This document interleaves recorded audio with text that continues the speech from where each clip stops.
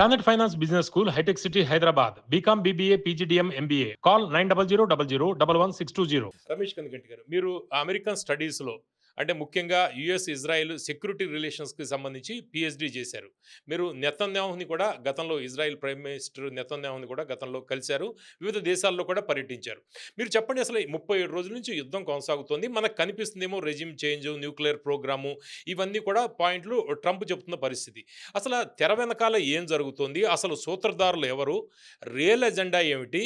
Hidden agenda ఏమిటి? చాలా మంచి ప్రశ్నలతో మన ఈ పాడ్కాస్ట్ స్టార్ట్ చేశారు sir. First I have to congratulate you on that. ఎందుకంటే గత 37 రోజుల నుంచి యుఎస్ వెళ్ళి ఇరాన్ మీద బాంబు వేయటం, ఇరాన్ తిరిగి మళ్ళీ అమెరికన్ బేసెస్ గల్ఫ్ కంట్రీస్లో కొడతాము, ఇవే మాట్లాడుకుంటున్నాం. కానీ అసలు 37 రోజుల పాటు యుద్ధము ఇన్నాళ్ళు జరగటానికి అమెరికన్ పొలిటికల్ లీడర్షిప్పా, లేకపోతే ఇజ్రాయలీ పొలిటికల్ లీడర్షిప్పా, లేకపోతే ఇరానియన్ ఖొమైనీ లెగసీనా, ఈ మూడు మెయిన్ కారణాలాగా మనకి బయటికి ప్రపంచాన్ని కనపడతాయి. కానీ దీని వెనకున్న అసలు సూత్రధారులు ఎవరు అంటే అమెరికా గురించి స్టార్ట్ చేస్తా. ఫస్ట్ 1777లో America war of independence start అయింది. 1776.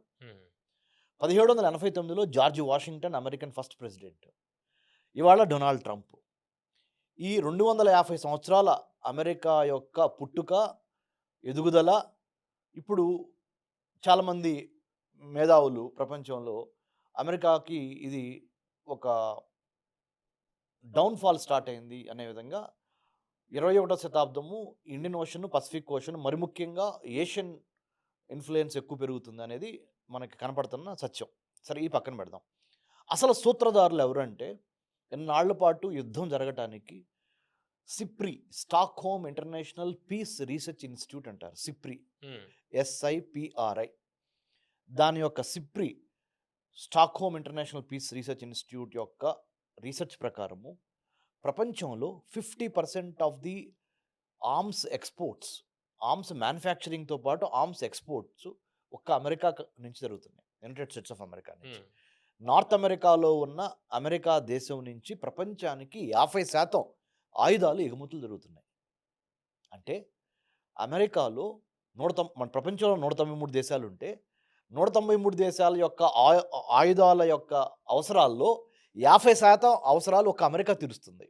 మెయిన్ వ్యాపారమే అది, వాళ్ళ వ్యాపారం అది.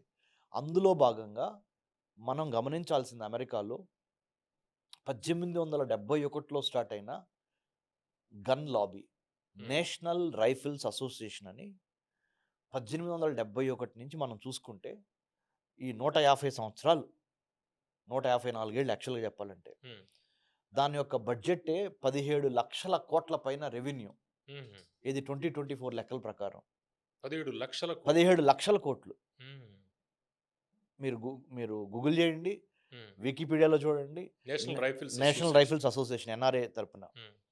అంటే దాని యొక్క ప్రాముఖ్యత ఎంతంటే, డెమోక్రటిక్ పార్టీకి అమెరికాలో 2 ఇంపార్టెంట్ పార్టీలు, ప్రధాన పార్టీలు, మన పాపులర్ టీవీ చూస్తున్న తెలుగు ప్రజలందరికీ తెలియజేయటం కోసము, మన భారతదేశంలో ఎట్లయితే బీజేపీ, కాంగ్రెస్ ప్రధాన పార్టీలో, ఇది జాతీయ స్థాయిలో, అలానే జాతీయ స్థాయిలో ప్రధాన పార్టీలు అమెరికాలో డెమోక్రాట్స్, దాని సింబల్ డాంకీ. రిపబ్లికన్స్, దాని symbol, Republican party symbol elephant. అంటే బాగా rich, neo rich, conservative plus Bible belt రాష్ట్రాలైన అమెరికాలో ఉన్న రాష్ట్రాల్లో ఉన్న నియో రిచ్ పీపుల్ అంతా Republican party social base. Democratics party social base ఏమో minorities, LGBT community, migrants, different countries నుంచి వచ్చి అమెరికాలో స్థిరపడిన ఇమిగ్రెంట్స్, వీళ్ళందరూ డెమోక్రటిక్ పార్టీ సోషల్ బేస్. సరే, ఇది పక్కన పెడదాం. ఈ అమెరికాలో ప్రధాన ఆయుధ కంపెనీలు లాక్హీడ్ మార్టిన్, RTS, నార్థ్రోప్ గ్రూమెన్, తర్వాత జనరల్ డైనమిక్స్, ఇలాంటి ఒక 4-5 నేను ప్రస్తావించా. ఇలాంటి కనీసం ఒక 40 నుంచి 50 వరకు అమెరికాలో ఆయుధ కంపెనీలు ఉన్నాయి. ఆ ఆయుధ కంపెనీలు ఉత్పత్తి చేసే ఆయుధాలని ప్రపంచంలో ఉన్న డిఫరెంట్ థియేటర్స్ ఆఫ్ కాన్ఫ్లిక్ట్స్కి, అంటే ఎక్కడెక్కడ యుద్ధం జరుగుతుంది మీరు ఒకటి గమనించండి. 1776లో అమెరికన్ వార్ ఆఫ్ ఇండిపెండెన్స్లో అమెరికాకు స్వతంత్రం తెచ్చుకొని బ్రిటిష్ వాళ్ళ దగ్గర నుంచి అమెరికన్స్, 1789లో జార్జ్ వాషింగ్టన్ మొదటి ప్రెసిడెంట్ అయిన దగ్గర నుంచి వాటి వరకు మీరు చూస్తే 2026 7th ఏప్రిల్ 2026 వాళ్ళ వరకు మనం చూస్తే అమెరికా భూభాగం మీద ఏదన్నా యుద్ధం జరిగిందా? జరగల. అమెరికా వెళ్ళి జపాన్ని కొడతాము, అమెరికా వెళ్ళి వియత్నాంని కొడతాము, అమెరికా వెళ్ళి ఇరాక్ని కొడతాము, అమెరికా వెళ్ళి లిబియాని కొడతాము, అమెరికా వెళ్ళి సిరియాని కొడతాము, అమెరికా వెళ్ళి ఇరాన్ కొడతాము, ఇరాక్ని కొడతాము. తర్వాత లాటిన్ అమెరికన్ కంట్రీస్లో పరిపాలన బాగోలేదని అక్కడ రెజ్యూమ్ చేంజ్ చేయటము, వెనుజులాలో కానీ, అర్జెంటీనాలో కానీ, పెరూలో కానీ, వేరు వేరు ప్రాంతాల్లో మీరు ఎక్కడ చూసినా అమెరికన్స్ వాడుతున్న ఒక గొప్ప విధానం, దురదృష్టవశాత్తు, not fortunately but unfortunately, they are using other continents, especially Asian continent and Latin American continent as theatres of warfare. జరుగుతున్న యుద్ధాలన్నీ ఆసియా ఖండంలో కానీ, ఆఫ్రికా ఖండంలో కానీ, లేదా లాటిన్ అమెరికా అంటే దక్షిణ అమెరికా, సెంట్రల్ అమెరికా ఇక్కడ జరుగుతున్నాయి కానీ అమెరికన్ సాయిల్ మీద యుద్ధం జరగట్ల. కానీ ఈ యుద్ధాలకు కావాల్సిన అన్ని ఆయుధాలని ఉత్పత్తి చేస్తున్న దాంట్లో 50% అమెరికా చేస్తుంది. ఇక్కడ మీతో నేను సంభాషిస్తున్న ఈ సమయంలో వేల కోట్ల డాలర్లు చేతులు మారుతున్నాయి అమెరికాలో లాబీయిస్టుల మధ్య. దాన్ని ఏమంటారంటే 1961లో అమెరికన్ ప్రెసిడెంటు ఆయన ఐజెన్హోవర్ టైం, ఆ టైంలోనే ఆయన ప్రస్తావించారు. ఈ మిలిటరీ ఇండస్ట్రియల్ కాంప్లెక్స్, MIC అంటారు. అంటే నెక్సస్, ఒక tacit understanding between you and me. నేను ఒక ఇండస్ట్రియలిస్ట్ని, అది ఆర్మ్స్ మ్యానుఫ్యాక్చరింగ్ చేసే, ఆయుధాలు ఉత్పత్తి చేసే ఒక పారిశ్రామికవేత్తని. నేను మిమ్మల్ని రాజకీయాల్లో నిలబెడతా, ఒక హౌస్ ఆఫ్ రిప్రజెంటేటివ్ గానో లేదా ఒక సెనేటర్ గానో. నేను అమెరికా గురించి మాట్లాడుతున్నా, మన తెలుగు ప్రజలకి వివరంగా చెప్తున్నాను. అమెరికాలో జరుగుతున్న పాలిటిక్స్ ఎట్లా ఉంటాయంటే, నేను అత్యుత్తమమైన ఒక పారిశ్రామికవేత్తని, ఆయుధాలను తయారు చేద్దామని నేను అనుకుంటున్నాను. నా డబ్బంతా ఏం చేస్తానంటే, నాకు కావాల్సిన pro gun lobby, pro arms lobby, నా ఆయుధాలు ఉత్పత్తికి ప్రపంచవ్యాప్తంగా వెళ్ళటానికి కాంగ్రెస్ అప్రూవల్ తీసుకోవాలి. మనకి ఇక్కడ పార్లమెంట్ ఎట్లానో ఇండియాలో, అక్కడ కాంగ్రెస్ అంటే హౌస్ ఆఫ్ రిప్రజెంటేటివ్స్ అంటేనేమో దిగువ సభ, సెనెట్ అంటేనేమో ఎగువ సభ అమెరికాలో. ఆ రెండిట్లో నా మనుషులు నేను రాజకీయాల్లోకి దింపి వాళ్ళని గెలిపించుకొని వాళ్ళకి పొలిటికల్ డొనేషన్స్ ఇచ్చి వాళ్ళ ద్వారా నాకు సంబంధించిన pro gun lobby, pro arms lobby, legal లెజిస్లేషన్స్ని చేసుకొని, చూసారా ఎంత పెద్ద బిగ్ పిక్చర్ చూడండి మీరు, ఎంత ముందు చూపు మాఫియా. ఈ మిలిటరీ ఇండస్ట్రియల్ కాంప్లెక్స్లో ఈ కార్పొరేట్ అమెరికన్ ఇండస్ట్రియలిస్టు పొలిటీషియన్స్ మధ్య ఒక నెక్సెస్ ఏర్పడి, రాజకీయాల్లో మీరు గెలవంగానే ఆబ్వియస్లీ అంటే రిపబ్లికన్ పార్టీ గెలిస్తే వాళ్ళ మనిషి ప్రెసిడెంట్ అవుతాడు, ఇక్కడ డెమోక్రాట్స్ తరపున ఎవరు గెలిస్తే వాళ్ళు ప్రెసిడెంట్ అవుతారు కదా, ప్రెసిడెన్షియల్ క్యాండిడేట్స్. వాళ్ళ ద్వారా ఈ theatres of conflicts, Iran Iraq war, gulf war number 1, gulf war number 2, Israel Lebanon, Israel Egypt, Israel Jordan, Israel Syria, ఒకప్పుడు వార్ గురించి మాట్లాడుతున్నా, ఇంకొకప్పుడు ఇరాన్ ఇరాక్, ఇంకొకప్పుడు అమెరికన్ వార్ ఆన్ ఇరాక్ని, కువైట్ని ఇరాక్ దురాక్రమణ చేసిందని సద్దాం హుస్సేన్ మీద 18 ఏళ్ళు. దాని తర్వాత ఆఫ్ఘనిస్తాన్లో తోరాబోరా కేవ్స్లో ఒసామా బిన్ లాడెన్ ఉన్నాడని 9/11 తర్వాత 2001 సెప్టెంబర్ 11వ తారీఖు, అది కూడా 10 ఏళ్ళ దాకా జరిగింది. అది 18 ఏళ్ళ దాకా జరిగింది సార్, అది కూడా 18 ఏళ్ళ దాకా జరిగింది. తర్వాత వెపన్స్ ఆఫ్ మాస్ డిస్ట్రక్షన్ ఉందని ఇరాక్లో, అది కూడా జరిగింది వారు, ఇది అమెరికా లెడ్ వారు. సో ఇట్లా ప్రపంచంలోని వేరే వేరే థియేటర్స్ ఆఫ్ కాన్ఫ్లిక్ట్స్లోకి ఆయుధాలు ఎగుమతి సరఫరా.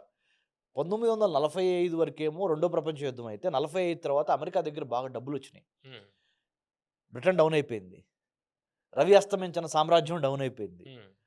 తర్వాత అన్నిటికన్నా కీలకమైంది బ్రెటన్ వుడ్ కాన్ఫరెన్స్ అని 1944లో జరిగింది. బ్రెటన్ వుడ్స్ కాన్ఫరెన్స్, ఇది మన తెలుగు ప్రజలకు తెలియాలి. బ్రెటన్ వుడ్స్ కాన్ఫరెన్స్ అనే కాన్ఫరెన్స్లో అమెరికా తీసుకున్న నిర్ణయం ఏంటంటే, ఒక ఔన్స్ గోల్డ్ $35 ఆ రోజున సంగతి మాట్లాడుతున్నా. అలా మీకు ఎంతమందికి డబ్బులు అవసరమో చెప్పండి, మేము మీకు ఇస్తాం. మార్షల్ ప్లాన్ అని యూరోప్ని బలవంతం చేయడానికి. అప్పటిదాకా పౌండ్ ఉండేది, తర్వాత పెట్రోల్ కదా, అంటే డాలరైజేషన్. అమెరికా డాలరైజేషన్ ఎట్లా చేసింది, అమెరికా ఆర్మ్స్ని ఎక్స్పోర్ట్ చేసి ఏ విధంగా ఎదుగుతా అంటే ఈ 37 రోజుల యుద్ధం వెనకున్న సూత్రధారుల గురించి మనం మాట్లాడతా, అవును. గన్ లాబీ గురించి, ఆర్మ్స్ ఎక్స్‌పోర్టర్స్ గురించి మాట్లాడతా, టాపిక్ డీవియేట్ అవ్వకుండా మనము అవును. చరిత్ర గురించి కూడా కొంత లింక్ చేస్తా, మనకి రుచించని పాలటబుల్ అంటే మనకి రుచించని అంశాలు, మనకి తెలియని అంశాలు, తెర వెనకున్న అంశాలు, అసలు ప్రెసిడెంట్ ట్రంప్ నడుపుతుంది ఎవరు? లేతే బెంజమిన్ నెతన్యాహుని నడుపుతుంది ఎవరు? ఇజ్రాయెలీ ప్రైమ్ మినిస్టర్‌ని నడుపుతుంది ఎవరు? లేదా ఐతుల్లా ఖొమైనీ రెజ్యూమ్ వెనక ఎవరెవరున్నారు? చైనీస్ ఆర్మ్స్ లాబీ, అమెరికాలో ఉన్న అమెరికన్ ఆర్మ్స్ లాబీ ఎట్లయితే ఇజ్రాయెల్‌కి లేతే వేరే వేరే ఫ్రెండ్లీ కంట్రీస్‌కి ఆర్మ్స్ ఎక్స్‌పోర్ట్ చేస్తదో, హ్మ్. అలానే చైనాలో ఉన్న ఆర్మ్స్ లాబీయిస్టులు కమ్యూనిస్ట్ పార్టీ ఆఫ్ చైనా ద్వారా, సిపిసి ద్వారా ప్రపంచంలో ఇరాన్ లాంటి దేశాలని ఆర్మ్స్ ఇవ్వటము, ఎమ్యునేషన్స్ ఇవ్వటము, హ్మ్. నార్త్ కొరియా లాంటి దేశాలకి, లేదా రష్యా లాంటి దేశాలకి, లేదా రష్యా కూడా తన యొక్క ఆర్మ్స్ లాబీ ద్వారా ఇరాన్ లాంటి దేశాలకి ఆర్మ్స్ ఇవ్వటము. హ్మ్. ఇక్కడ మనం గమనించాల్సింది పవన్ సార్, మన తెలుగు ప్రజలకి తెలియజెప్పేది ఏంటంటే, president Trump, Benjamin Netanyahu, ఐతుల్లా Khomeini మొన్న చనిపోయిన ఆయన, వాళ్ళ అబ్బాయి ఇప్పుడు మస్తుబా ఖొమైనీ, హ్మ్. వీళ్ళందరి వెనక ప్రతి దేశంలోనూ ఈ 3 దేశాలు మరి ముఖ్యంగా పెద్ద పెద్ద ఆర్మ్స్ లాబీలు పనిచేస్తున్నాయి. నెంబర్ 1 వాళ్ళ యొక్క ఆర్థిక ఇంట్రెస్ట్‌లు, economic interest of those arms lobbies, arms manufacturers are actually deciding war ఇప్పుడు కంటిన్యూ అవ్వాలా? వార్ ఆగిపోవాలా అనేది. మనం బయటికి అనుకున్నట్టుగా ప్రపంచ శాంతి, అణ్వాయుధాల నిరాధీకరణ, లేకపోతే స్ట్రెయిట్ ఆఫ్ హర్మూజ్‌ని ఓపెన్ చేస్తే నేను ఆపేస్తాను యుద్ధం. హ్మ్. ఇవన్నీ మనకి చెప్తున్న కల్లబొల్లి కబుర్లు బయటికి. అసలు లోపల విషయం ఏంటంటే, అమెరికాలో ఉన్న ఆర్మ్స్ మ్యానుఫ్యాక్చరర్స్ అండ్ ఎక్స్‌పోర్టర్స్ ఒక పెద్ద బలీనమైన the most influential lobby that dictates House of Representatives, Senate and the President of the United States of America. హ్మ్.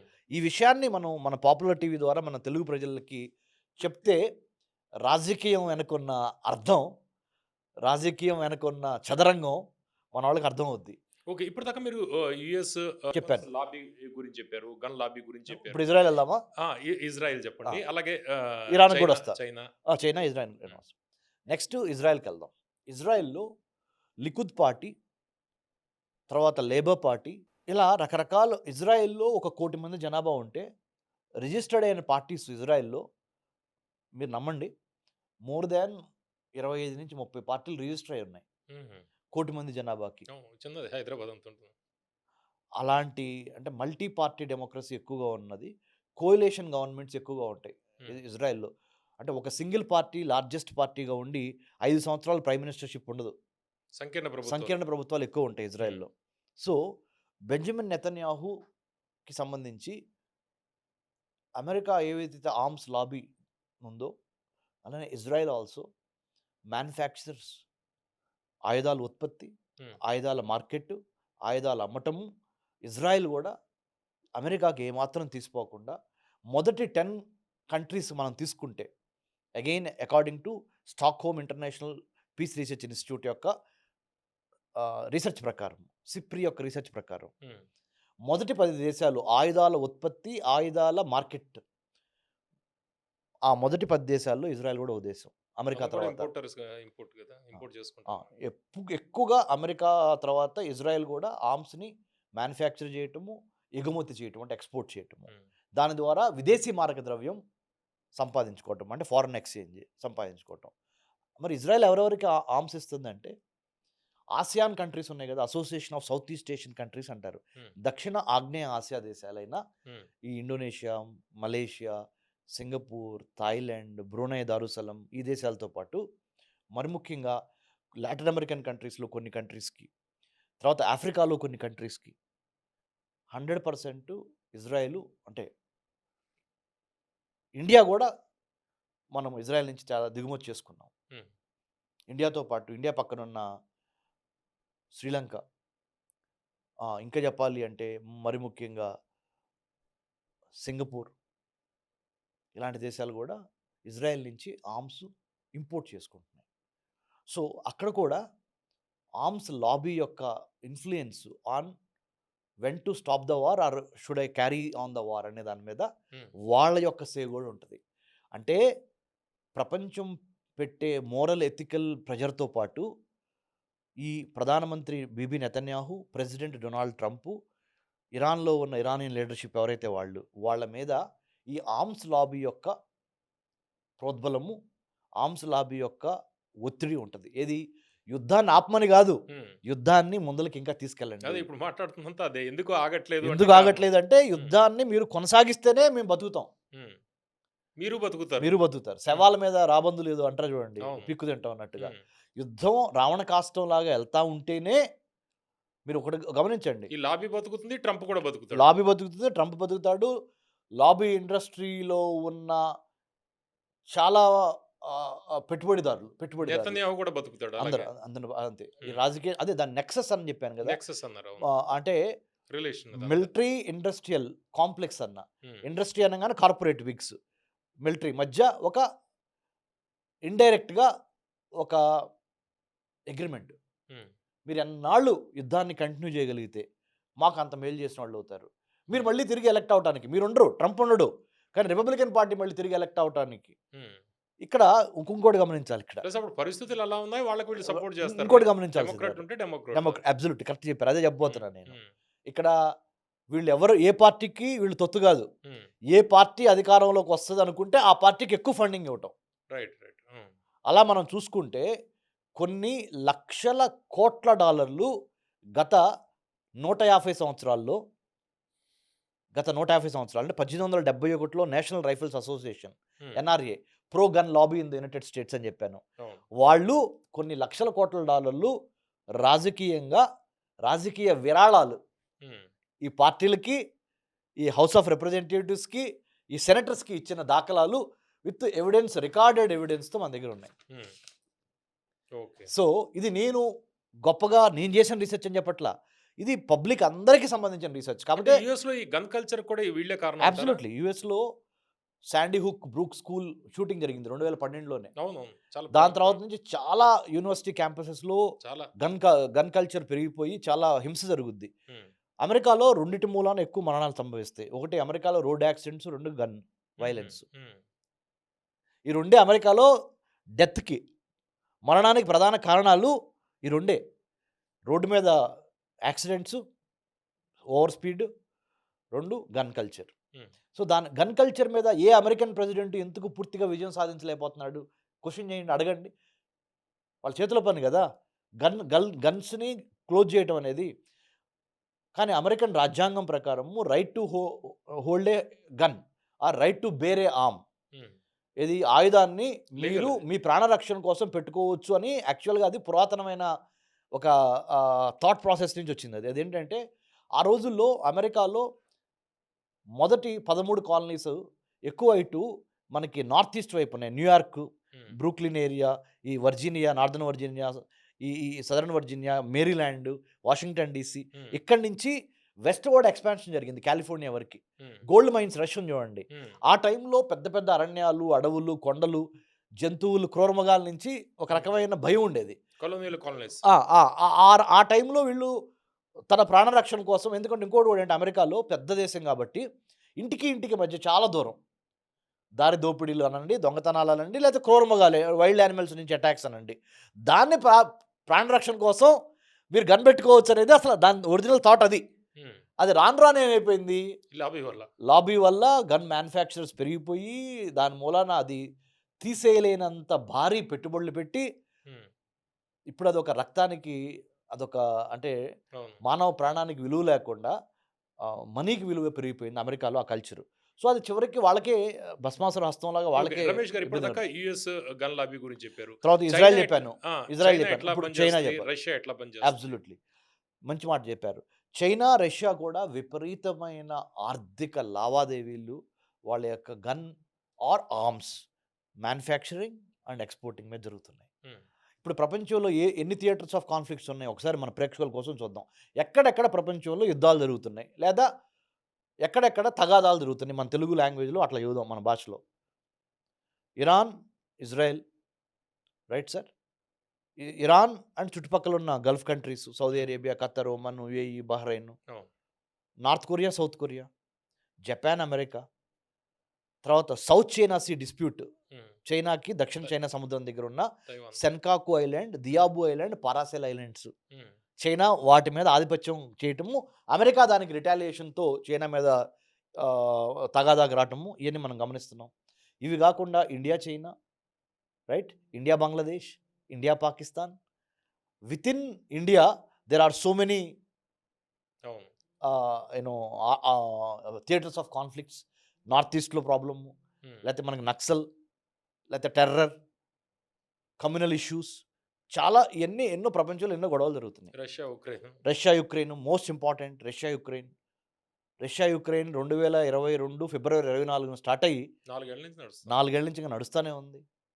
రష్యా యుక్రెయిన్తో పాటు ఇదివరకు ఎర్లీ 90స్లో చెచెన్యా ప్రాబ్లం ఉండేది, ఉమ్, తర్వాత ఈస్ట్ తైమూర్ ప్రాబ్లం వచ్చింది, తర్వాత ఆఫ్రికాలో చాలా కంట్రీస్లో, ఉమ్, ఆఫ్రికన్ కంట్రీస్లో ప్రాబ్లమ్స్ ఉన్నాయి. అవును. అంటే ఇక్కడ నేను చెప్పొచ్చేది ఏంటంటే ఉమ్, హింస అనేదాన్ని, లేదా ఆయుధాల ఉత్పత్తి, ఆయుధాల తయారీ, ఆయుధాల మార్కెటీకరణ ఉమ్, లెజిటిమైజేషన్ చేసేసారు సార్. ఉమ్, లెజిటిమసీ తీసుకొచ్చారు, చట్టబద్ధత తీసుకొచ్చేసారు. ఎవరు? ఈ గన్ లాబీయిస్టులు కానీ, ఆర్మ్స్ మ్యానుఫ్యాక్చరర్ కానీ. దానికి కులం, మతం, ప్రాంతం, ఖండం ఏమి లేకుండా ఆయుధాల తయారీ, ఆయుధాల విక్రయం అనేది వాళ్ళ యొక్క ఇండస్ట్రీగా మారిపోయింది. అవును. సో దీన్ని ఆపకపోతే యుద్ధం ఆగటము అనేది మనకు కనిపించే రాజకీయ కారణాలు, ఆర్థిక కారణాలు వెనక ఉమ్, ఈ ఈ యొక్క ఆర్మ్స్ లాబీ పులి ఎక్కడున్నా పులిగానే, అంటే మనుషుల్ని చంపటం అవును. లేదా వాళ్ళ మిగతా నైజం. జంతువులను చంపటం అనేది నైజం, పులి నైజం. అవును. అలానే ఈ ఆర్మ్స్ లాబీయిస్టుల నైజం, వాళ్ళు చైనాలో ఉన్నా, రష్యాలో ఉన్నా, అమెరికాలో ఉన్నా, ఇజ్రాయెల్లో ఉన్నా, ఎక్కడున్నా కానీ ఆర్మ్స్ వాళ్ళ దగ్గర అప్పుడు ఎథిక్స్, మొరాలిటీ ఉండదు. Um, only economic interest dominate all these things, Okay. Unfortunately. So వాటి మీద మనం దృష్టి పెట్టాలి. అట్లీస్ట్ మనం మన వైపు నుంచి చేయాల్సింది ఏంటంటే, ముఖ్యంగా ఒక మీడియా సంస్థ, పాపులర్ టీవీ లాంటివి కూడా మనం గళమెత్తాల్సింది దేనికంటే, ఈ ఆర్మ్స్ మ్యానుఫ్యాక్చరింగ్ మీద ఏదో ఒక విధంగా ఎంతో కొంత కంట్రోల్ సాధించాలి. అవును. పూర్తిగా అయితే స్టాప్ చేయడం అనేది ఇంపాసిబుల్.